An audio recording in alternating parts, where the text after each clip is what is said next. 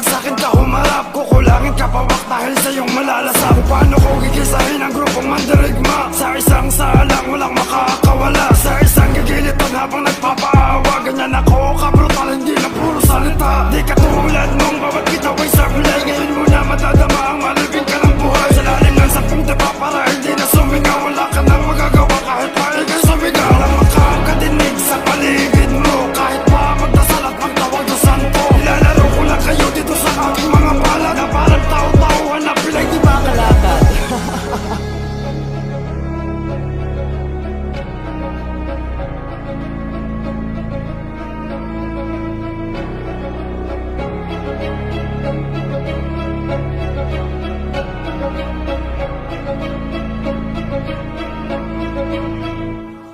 Nasaan ang bagsik na pinagsasabi nyo? Hindi naman makasagot mga damuhong to. Puro lang kahambugan kaya sila nangingilag. Sige pala kung di takot buntot ko ay nagsibahan. Takot ang magsilip